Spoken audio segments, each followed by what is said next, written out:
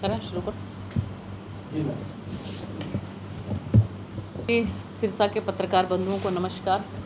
सबसे पहले तो मैं ये जो एक गौरवशाली भारत, इसी के तहत महाजनसंपर्क अभियान जो हमारी भारतीय जनता पार्टी का चल रहा है पूरे भारतवर्ष में, उसी कड़ी में हमारे केंद्रीय गृह मंत्री आदरणीय अमित भाई शाह जी सिरसा की धरती पर पधारे और जिस तरीके से यहाँ की आम जनता ने, हमारे सभी कार्यकर्ता बंधुओं ने और ख़ासकर अगर मैं ये कहूँ कि सभी हमारे मीडिया के बंधुओं ने भी जो सहयोग किया और जिस तरह से उसमें भागीदारी करी, तो मैं तहे दिल से आप सब लोगों का धन्यवाद करना चाहती हूँ।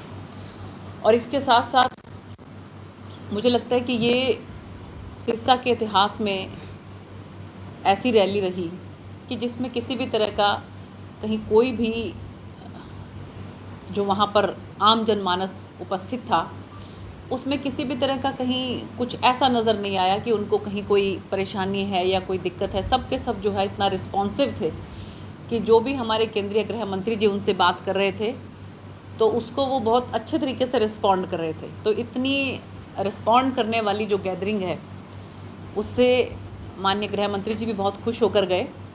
और माननीय प्रधानमंत्री नरेंद्र मोदी जी के नेतृत्व में जो 9 वर्ष हमारी सरकार के पूरे हुए हैं, उनमें हमारा लेखा जोखा 9 साल में क्या रहा, वो हमने आम जनता के सामने प्रस्तुत किया। आप लोगों ने भी देखा होगा कि जो आम जनता से आप लोग प्रश्न पूछ रहे थे रैली के दौरान, आप लोग उनसे बार बार जो है इसके बारे में बात कर रहे थे कि आप जो है यहाँ आए हैं रैली में, तो क्या आप सरकार के काम से खुश हैं। तो आपने देखा होगा कि आम जनमानस के मन में भी यही बात है कि ये बहुत अच्छी सरकार है, बहुत अच्छा काम कर रही है। और जो हमारे इलाके में, चाहे हम खालों की बात करें, सड़कों की बात करें, ये सब काम जो हमारे इलाके में हुए हैं, उससे हम बहुत संतुष्ट हैं। और उसी के लिए हम लोग यहाँ पर केंद्रीय गृह मंत्री अमित भाई शाह जी को देखने के लिए और उनके ओजस्वी विचारों को सुनने के लिए यहाँ पर आए हैं। तो मैं संयोजक होने के नाते सभी हमारे कार्यकर्ता बंधुओं का, सभी हमारे ज्येष्ठ और श्रेष्ठ वरिष्ठ नेताओं का और आम जनमानस का, जो सिरसा की आम जनता है, उनको तहे दिल से धन्यवाद करना चाहती हूँ। और इसके साथ साथ मॉनसून सेशन जो है वो अगले महीने में शुरू होने वाला है।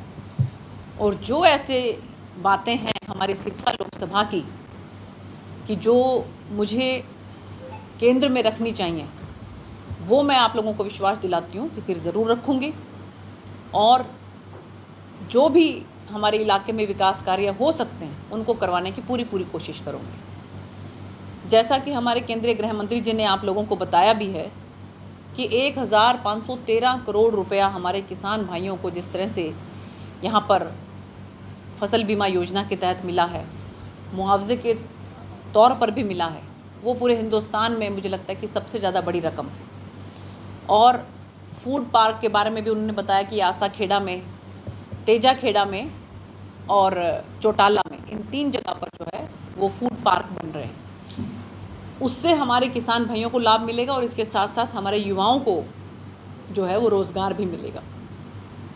उन्होंने इसके साथ साथ बताया कि किस तरह से हमारे आदरणीय महामहिम राष्ट्रपति द्रौपदी मुर्मू जी, जिनका कि आज जन्म दिवस भी है, आपके माध्यम से मैं उनको जन्मदिन की बहुत बहुत शुभकामनाएं देना चाहती हूँ, कि उन्होंने सिरसा के अंदर जो मेडिकल कॉलेज है उसका उन्होंने शिलान्यास किया। बहुत जल्द जो है उसका काम शुरू हो जाएगा। 1-2 दिन के अंदर माननीय मुख्यमंत्री जी से मेरी फिर से मुलाकात होने वाली है और मैंने उनसे ये बात पहले भी कही है और अब भी मैं फिर से उनसे ये बात कहूँगी कि सीएम अनाउंसमेंट की जो भी काम है, जो योजनाएं हैं, उनको जल्द से जल्द पूरा किया जाए। और इसके साथ साथ जो हमारे मेडिकल कॉलेज है, इसके बारे में भी हम बात करेंगे कि अधिकारियों से भी बात करके उसको देखें हम कि वो कब और किस तरह से जो है वो जल्द से जल्द शुरू हो, जल्द से जल्द कार्रवाई हो, ताकि हमारे सिरसा के लोगों को उसका लाभ मिल सके। इसके साथ साथ जैसा मैंने आपको पहले भी बताया है कि जो हमारी केंद्र की योजनाएं हैं, उसके तहत जो ये अमृतकाल है, इसमें माननीय प्रधानमंत्री जी ने पूरे हिंदुस्तान के अंदर हम लोगों से पूछकर, लोकसभा के जो सांसद हैं उन सब से पूछकर, उनकी लोकसभाओं में कुछ ऐसे जो रेलवे स्टेशन हैं उनको चिन्हित किया है जिनको अमृत स्टेशन नाम दिया गया है। उसके तहत जो है उनका ज़बरदस्त तरीके से जो है वो विकास होगा। उसी कड़ी में हमारा सौभाग्य है कि सिरसा जो ज़िला है इसका रेलवे स्टेशन जो है इसका भी नवीनीकरण होगा और दिसंबर तक जो है वो पूरा हो जाएगा। इसके साथ साथ यहाँ पर जो तीसरा नंबर प्लेटफॉर्म है उसको भी बनवाने की हमारी कोशिश है और वाटर हाइड्रेंट वो भी हमारी कोशिश है कि उसका टेंडर वगैरह हो गया है, उसका सब पैसा वैसा सब पास हो गया है, तो बहुत जल्द जो है वो यहाँ पर वाटर हाइड्रेंट भी हमारी ट्रेन्स के लिए बन जाएगा। और जैसे ही हमारा वाटर हाइड्रेंट यहाँ पर बनता है तो ये देखिए कि यहाँ पर जो ट्रेन्स हैं उनकी गति बहुत ज़्यादा जो है तेज़ी से के साथ यहाँ पर और ज़्यादा आवागमन जो है वो हो जाएगा। तो मुझे लगता है कि उससे हमारी सिरसा की जनता को बहुत लाभ मिलेगा। इसके साथ साथ जो हमारा नेशनल हाईवे है उस पर जो ओवरब्रिज बने हैं वो भी एक बहुत बड़ी सौगात हमारे यहाँ की आम जनता को है, क्योंकि नहीं तो आप देख रहे थे कि बिना हाईवेज़ के बहुत ज़्यादा एक्सीडेंट्स जो हैं इस रोड्स के ऊपर होते थे, लेकिन जब से ये हाईवेज़ के ऊपर ये ओवरब्रिज बने हैं उसके बाद से उन दुर्घटनाओं में बहुत ज़्यादा कमी आई है। और अभी भी कहीं पर भी ये लगता है कि यहाँ पर कुछ एक्सीडेंट्स जो हैं वो ज़्यादा है तो वहाँ पर हम ऑफिसर्स को जो है ड्यूटी लगाकर उसको ब्लैक स्पॉट घोषित कर देते हैं। जैसे हमारी हासपुर जो है, हासपुर की हमारी संघर्ष समिति जो है वो मुझसे मिली और उन्होंने कहा कि जी यहाँ पर भी बहुत सख्त ज़रूरत है कि यहाँ पर भी ओवरब्रिज बनाया जाए। तो हमने आदरणीय गडकरी जी से बात करी और उन्होंने सभी अधिकारियों को बात करके और ये सुनिश्चित किया, उसका भी टेंडर वगैरह सब हो गया है पास और बहुत जल्द जो है हासपुर पे भी चौक जो है वहाँ पर भी ब्रिज बनेगा। तो इसी तरीके से हम लोग कोशिश करते हैं कि आम जनता जो है उसके लिए जितना भी हम सरकार की तरफ से कर सकते हैं वो करने की कोशिश करते हैं। हम साथ के साथ साथ जो योजनाएं हैं सबकी सब जो है वो आम जनमानस के लिए योजनाएं हैं। आयुष्मान की बात करें, हम आवास योजना की बात करें, तो ये सब योजनाएं जो हैं इन 9 वर्षों में, पिछले 9 वर्षों में माननीय प्रधानमंत्री नरेंद्र मोदी जी के नेतृत्व में सब चल रही हैं। तो उसी के लेखे जोखे को लेकर हमारे केंद्रीय गृह मंत्री आदरणीय अमित शाह जी आए हैं और उनकी जो ये जनसभा हुई थी तो उसको सभी ने बहुत सराहा है। आप सब लोगों का भी उसके लिए बहुत बहुत धन्यवाद। मैडम, आपके संसदीय क्षेत्र में ऐसा कौन सा काम अपने विशेष गौरवशाली या गौरव के तौर पे देखा जा सके, सबसे अहम जिसका मानते हुए ये काम है? देखिए, मुझे सबसे ज़्यादा लगता है ट्रेन्स का काम। एक गोरखधाम ट्रेन जब मैंने शपथ ली थी उसमें मुझे कहा गया था कि जी गोरखधाम ट्रेन के बारे में पिछले शायद 1 दशक से जो है लोग प्रयास कर रहे थे कि ये ट्रेन जो है वो हिसार से सिरसा आनी चाहिए, और सब लोग बिल्कुल जो है हताश निराश सब कुछ हो चुके थे कि ये नहीं आ सकती यहाँ पर। तो आप ये देखिए कि हम कितनी जल्दी उसको ले आए। उसके अलावा ट्रेन्स का जो काम चल रहा है, ट्रेन्स का जो नवीनीकरण की मैंने आपको बात कही, ये सिरसा के लोगों को उसकी बहुत ज़्यादा आदत ही नहीं थी। उनके दिमाग में था ये था कि यहाँ पर सिरसा में जो है वो इस तरह का विकास नहीं हो सकता है। लेकिन जब उन्होंने देखा कि इस तरह से विकास हो रहा है तो आप ये देखिए कि मैं चाहे फेसबुक लाइव पे आऊँ, मैं चाहे आम जनता के पास ऐसे भी बैठी हूँ, तो सबसे पहले मुझसे बार बार यही बात कही जाती है कि जी हमारे यहाँ पर ये ट्रेन ले आइए, हमें ये स्टॉपेज दे दीजिए, ये लाइन बना दीजिए। ये उम्मीदें इंसान की कब जागती हैं? जब उनको लगता है कि ये पूरी हो रही हैं, तभी आपकी उस तरह की उम्मीदें और ज़्यादा जागती हैं। तो इसलिए मेरी पूरी कोशिश है कि मैं रेलवे के मामले में यहाँ पर पूरा इसका यहाँ का इस इलाके का नक्शा बदल दूँ। सिरसा को महम और रोहतक वाया सीधा ट्रेन से जोड़ने का मामला कहाँ तक पहुँचा है? देखिए, ऐसा है कि सबसे पहले मेरी जो प्रायोरिटी है, एक तो वो श्रीधाम ट्रेन की है। मुझे बार बार इसके बारे में जो है आग्रह हमारे वहाँ के भाई बंधु करते रहते हैं। दूसरी मेरी कोशिश है इस ज़िले को हमारे कैपिटल चंडीगढ़ से जोड़ने की। ये दो मेरी बहुत ही महत्वपूर्ण, आप ये समझ लिए कि मेरे मन में ये भाव है कि जितना जल्दी हो सके इनको मैं पूरा करवा सकूँ। श्रीधाम ट्रेन हमारी एक तो, और दूसरी हमारी इस ज़िले को हमारे कैपिटल से, हमारे राजधानी से जोड़ने की। आज तक आप ये देखिए कि ट्रेन से हमारा ज़िला जो है वो राजधानी से नहीं जुड़ा हुआ है। कितनी बड़ी विडंबना है, कभी किसी ने इसके बारे में सोचा? लेकिन मुझे ये लगता है कि ट्रेन जो है वो सबसे सस्ता साधन है। अगर ये किसी भी तरीके से चंडीगढ़ से जुड़ जाती है तो हमारा यहाँ का आम जनमानस जो है वो यहाँ चंडीगढ़ जाएगा ट्रेन से, अपने काम वहाँ करवाएगा और उसके बाद वापस आ जाएगा। दीपेंद्र हुड्डा ने आज प्रेस कॉन्फ्रेंस कर कहा कि जो अमित शाह ने कांग्रेस के दौरान हुए कामों को गिनवा करके वो चले गए, जो कि बीजेपी ने कोई काम नहीं किया। नहीं, देखिए, मैंने आपको जितने काम गिनवाए हैं यही काम जो है हमारे आदरणीय केंद्रीय गृह मंत्री जी ने गिनवाए हैं। तो आप ये देख लीजिए, हमारी सरकार जो है जिन योजनाओं का शिलान्यास करती है उन्हीं योजनाओं का उद्घाटन भी करती है। ये कांग्रेस की सरकार में होता था कि पत्थर लगा दिया, उसके बाद सरकार दूसरी आ गई, पत्थर उठा के उन्होंने एक साइड में फेंक दिया, उसके बाद दूसरी सरकार ने फिर से पत्थर लगा दिया। लेकिन आप ये देखिए कि कितनी योजनाएं ऐसी हैं जो हमारी सरकार के समय में जिनका हमने पत्थर लगाया, बाकायदा उनका फिर उद्घाटन भी हमने किया। तो इसलिए अब आप ये बताइए कि ये कह देना तो सिर्फ विपक्षी दल है, देखिए उनको अपना ज़मीन तलाश करनी है, इसलिए कुछ ना कुछ तो कहेंगे ही।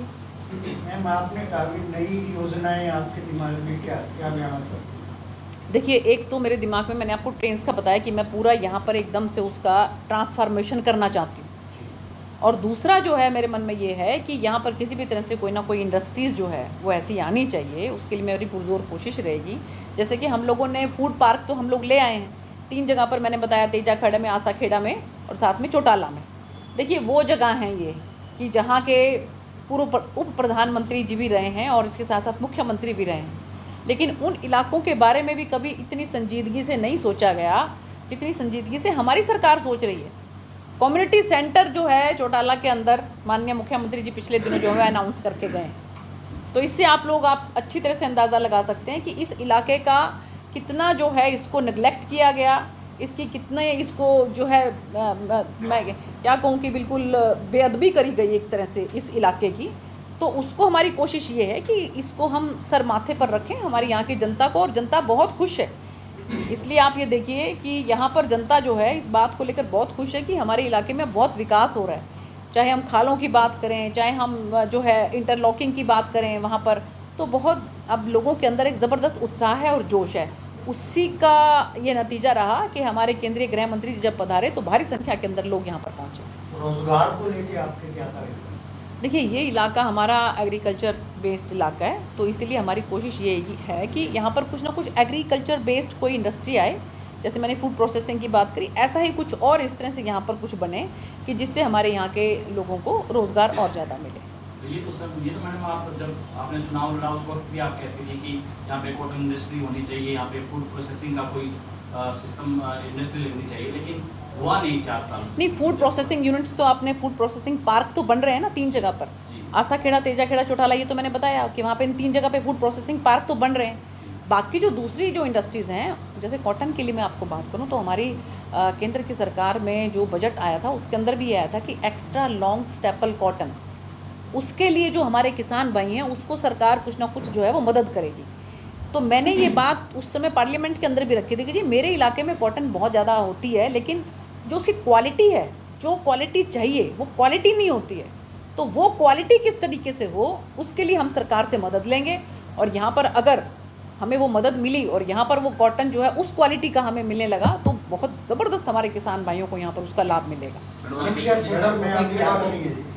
मैडम, ये प्रयास नहीं रहेगा कि इंडस्ट्रियल बैकवर्ड जोन घोषित करवाएं, इंडस्ट्री अपने आप आ जाएगी जब आप इसको नहीं, इंडस्ट्रियल बैकवर्ड जो जगह था ना, हाँ जी। उनकी जो इंडस्ट्री हमारे हरियाणा से प्राइवेट राजस्थान में चलेगी। नहीं, मैंने आपको बताया ना सरकार की ये योजना है एक्स्ट्रा लॉन्ग स्टेपल कॉटन, जिसके अंदर अगर मैं आपको और डिटेल में बताऊं तो हमारी पूरे इंडिया की जो है ना वो 1 मिलियन कैपेसिटी है कंजम्पशन की, जिसके अंदर से जिसमें 1 मिलियन बेल्स, 1 मिलियन बेल्स का मतलब हुआ 10 लाख बेल्स। 10 लाख बेल्स के अंदर 6 लाख बेल जो हैं वो हम लोग बाहर से मंगाते हैं, और 4 लाख बेल जो हैं वो सिर्फ हमारी यहाँ पर उगती हैं।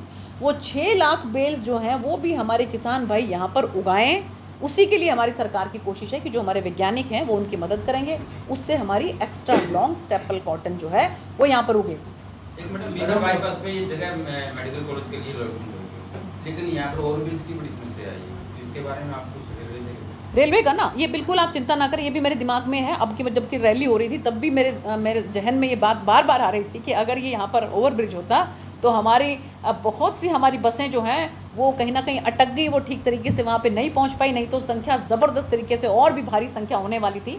तो ये मेरे जहन में है और हम बहुत जल्द जो है यहाँ पर ओवरब्रिज जो है रेलवे का ओवरब्रिज बनवाएंगे। उसके लिए मैं पूरा लेटर वेटर लिखकर, और जैसे ही हमारा सेशन अब की बार स्टार्ट होता है, अब की बार ये जो है मुख्य मुद्दा रहेगा।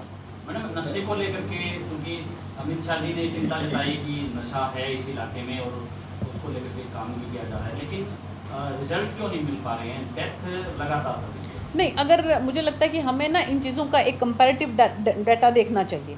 जो धीरे धीरे डेक्लाइन हो रहा है, धीरे धीरे वो चीज़ कम हो रही है। जो बच्चे बहुत ज़्यादा नशे की गिरफ्त में आ चुके हैं ना, उनको वहाँ से निकालना एक बहुत बड़ी चुनौती होता है। उनको डी एडिक्शन सेंटर में डालकर उनको वहाँ से निकालना बहुत बड़ी एक चुनौती है। सेंटर तो है ही नहीं, नहीं, मैंने आपको बताया, शुरू किया था, नहीं चल पाया। नहीं, मुख्यमंत्री जी ने बताया जैसे कि कुछ जो प्राइवेट थे वो उनको भी हमने हायर किया हुआ था, जो प्राइवेट थे वो भी चला रहे थे डी एडिक्शन सेंटर, लेकिन जब देखा गया कि वो लोग बजाय उनको ठीक करने के और ज़्यादा, बल्कि वहाँ पर तो उन ड्रग्स को इस्तेमाल करके और ज़्यादा बच्चों को जो है ख़राब किया जा रहा है। तो मुख्यमंत्री जी ने ये कहा कि अब हमारी कोशिश ये रहेगी कि ज़्यादा से ज़्यादा हम लोग सरकारी डी एडिक्शन सेंटर बनाएं और जो प्राइवेट वाले हैं उनके लाइसेंस को रद्द करेंगे। और इसके साथ साथ यहाँ पर जो नारकोटिक ब्यूरो पूरे हरियाणा का था, उसके हेड जो थे श्रीकांत जाधव जी थे, उनको हमने उस नारकोटिक ब्यूरो से वहाँ पर किसी और को चार्ज दिया और उनको हम यहाँ पर इस रेंज में लेकर आए। खासकर जो अपनी हिसार रेंज है, उस हिसार रेंज के अंदर फतेहाबाद, सिरसा, जींद, हिसार, ये सब ज़िले आते हैं जो कि जहाँ पर बहुत ज़्यादा जो है नशा काफ़ी बड़ा हुआ है। तो उसके बाद से आपने देखा होगा कि अभी पिछले 2-4 दिन पहले भी वो आए थे और उन्होंने बिल्कुल जो डी एडिक्शन सेंटर्स हैं, जो बच्चे हैं, जो बल्कि जो इसके अंदर इन्वॉल्व हैं, उनके साथ भी 1-to-1 जो है वो बात करके, क्योंकि एक तो पुलिस का डर माफियाज को होना चाहिए। आपने देखा होगा कि पिछले दिनों हमारी सरकार ने कितनी प्रॉपर्टी जो है उन लोगों की डिमोलिश करी और उसमें जो कुछ ऐसे संरक्षण प्राप्त जो माफियाज थे वो बिल्कुल हिल गए। तो एक तो हम लोग कोशिश कर रहे हैं कि सख्ती करके वो जो माफियाज हैं उनके ऊपर जो है उनकी प्रॉपर्टी को डिमोलिश किया जाए। इसके साथ साथ जो बच्चे इसके अंदर इन्वॉल्व हैं उनको डी एडिक्शन सेंटर में या उनको किसी तरह से भी हम लोग बाहर निकाल पाएँ। तो ये हमारे पास एक डबल चुनौती है, तो उसको हम लोग पूरी कोशिश कर रहे हैं। धीरे धीरे हम लोग पहले से बहुत इम्प्रूवमेंट है और ज़्यादा इम्प्रूवमेंट होएगी, ये हम विश्वास दिलाते हैं। फसल बीमा को लेकर बार-बार सवाल उठता है। चौथा में धरना चल रहा है, 48 दिन हो गए, 7 दिन से 5 किसान भूख हड़ताल पे बैठे हैं। छोटी-छोटी गलतियों से बार-बार धरना देना पड़ता है, इसका कोई समाधान? देखिए, ये बिल्कुल आपकी बात जो है इसको मैं मानती हूँ कि सरकार की तरफ से जो मुआवजा आना था वो आ चुका है, वो मिल चुका है। हमारे किसान भाई बहुत खुश हैं। नरमे का था वो भी आ गया है, बल्कि आप जो कह रहे थे जी चोड़ने वाला भी आ गया है। लेकिन जो फसल बीमा योजना के तहत जो कंपनीज़ हैं वो कहाँ पर ढिलाई बरत रही हैं, इसकी हमने चर्चा पूरी माननीय मुख्यमंत्री जी से भी की थी और माननीय मुख्यमंत्री जी और हमारे जो एग्रीकल्चर मिनिस्टर हैं वो भी और हमारे प्रदेश अध्यक्ष, हमारे प्रभारी जी, सब ने इसके बारे में पूरा विस्तार से चर्चा की और हम लोग कुछ ना कुछ जो है वो इसके बारे में एक्शन लेने वाले हैं। हम कंपनीज़ जो है उनसे बात करने वाले हैं कि कहाँ दिक्कत आ रही है, कि क्यों वो अभी तक जो है, और क्योंकि ये प्रॉब्लम सिर्फ हमारे यहाँ की नहीं है, ये प्रॉब्लम चारों तरफ की प्रॉब्लम है। ये तो फसल बीमा योजना के तहत आएगा ज़रूर, लेकिन डिले हो रहा है। लेकिन डिले भी नहीं होना चाहिए। हमारे किसान भाइयों को जो है उस चीज़ का जो उन्होंने जो है सरकार की तरफ से भी आप ये देखिए ना कि उसके अंदर प्रीमियम जो है सरकार की तरफ से तो ज़्यादा जाता है, किसान भाई का थोड़ा अंश जाता है, हमारे सरकार का ज़्यादा जाता है। तो जब हम सरकार उसमें पैसा दे चुकी है, किसान भाई का जो अंश है वो दे चुका है, तो उसमें जो है उनको वापस पैसा देने का जो इंश्योरेंस क्लेम है वो देने में दिक्कत कहाँ है। इस बात को लेकर मुख्यमंत्री जी बहुत संजीदा हैं और हम लोग कंपनी से बात करने वाले हैं। हाँ बिल्कुल, मैं बिल्कुल आप चिंता ना करें, मेरे दिमाग में ये बात है। सरपंच एसोसिएशन आई थी, उस वक्त आप यहाँ नहीं थे। उन्होंने कहा है कि हम किसी को भी गांव में नहीं घुसने देंगे, ये चैलेंज करके देंगे। देखिए, मैं आज हमारे बाबा अजीत सिंह जी जो कि कार सेवा के जो हैं प्रमुख थे अपने चिल्ला साहब जो गुरुद्वारा है उसमें, आज उनकी भोग था। मुझे वहाँ जाना था और मैं वहाँ पर थी। बाकायदा हमने सबने वहाँ पर श्रद्धांजलि अर्पित की और मैं पूरा जब तक भोग का पूरा जो है पूरी कार्य प्रणाली जो कुछ है वो संपन्न नहीं हुआ, मैं वहीं पर थी। तो इसमें ये कह देना अभी सुनीता दुग्गल भाग गई है, ऐसा कुछ नहीं है। मैं उससे पहले हमारे भारतीय जनता पार्टी के वरिष्ठ नेता जगदीश चोपड़ा जी, उनके परिवार में ही उनकी सगी सिस्टर जो है, उनके सगी सिस्टर के बेटा वो, हाँ, उसकी डेथ हो गई थी। उसके क्रेमेशन पर, उसके दाह संस्कार में मैं वहाँ गई हुई थी और उसके बाद फिर मैं चिल्ला साहब चली गई क्योंकि वहाँ पर जो है वो भोग था। तो ऐसे उसमें ये कह देना। और कौन सी एसोसिएशन यहाँ पर, जैसा कि मैंने किसी ने मुझे यहाँ पर बताया, मैंने आने के बाद पूछा तो मुझे लगता है कि सिर्फ सिवाय एक महिला के और एक दो उनके साथ और थे, मुझे तो कोई ऐसी एसोसिएशन नज़र नहीं आई। जितने सरपंच हमारे जनसभा के अंदर आए थे, तो ये मुझे लगता है कि बरगलाने की ज़रूरत है, इनको नहीं है। ये बरगलाने की कोशिश करते हैं ये, लेकिन ऐसा बरगलाने की कोशिश नहीं करनी चाहिए इनको। सरपंच सभी के सभी जनसभा के अंदर उपस्थित थे। 2-4 जो लोग हैं वो भी विपक्षी पार्टी के हैं।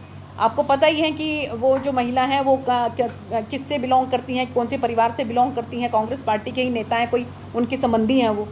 तो ऐसे जो किसी विपक्षी पार्टी के जो अगर अपनी कहीं कोई उनकी अपनी कोई महत्वाकांक्षा है उसको लेकर अगर वो इस तरह के धरने प्रदर्शन अगर करती हैं, तो आम जनता, आम सरपंच भाई हमारे सब इन बातों को समझते हैं। उनको अरेस्ट। वो कह रहे हैं कि हम भी चुन के आए हैं मैम, गाँव में वोटों से जीत के आए, इसलिए हमारे हक मांग रहे हैं। देखिए जो अब हरियाणा है, हरियाणा के अंदर आप लोगों के आशीर्वाद से, जनता के आशीर्वाद से लोकसभा में तो 10 के 10 हमारे भारतीय जनता पार्टी के हैं, लेकिन जो विधानसभा है उसमें तो कुछ कांग्रेस के विधायक भी हैं, उसमें भाजपा के विधायक भी हैं, उसमें कुछ दूसरी पार्टियों के विधायक भी हैं, तो चुन के तो वो भी आए हैं। तो हम ये कब कह रहे हैं कि आप लोग चुन के नहीं आए हो? लेकिन चुन के आए हो तो उसके बाद आपका ये हक बनता है कि आप आम जनता की जो समस्याएं हैं उन समस्याओं का समाधान करने के लिए सरकार से बात करें। लेकिन ये तो जो चुने हुए तो दूसरे सरपंच भी तो हैं, वो सरपंच तो कहीं किसी तरह की कोई दिक्कत क्रिएट नहीं कर रहे हैं, और वो तो बल्कि कह रहे हैं कि हमारा काम बहुत अच्छा चल रहा है, हमारा गाँव का खूब विकास हो रहा है। तो मुझे लगता है कि यहाँ पर उनकी जो राजनीतिक महत्वाकांक्षा है वो आड़े आ रही है, इसलिए वो इस तरह के धरने प्रदर्शन कर रहे हैं।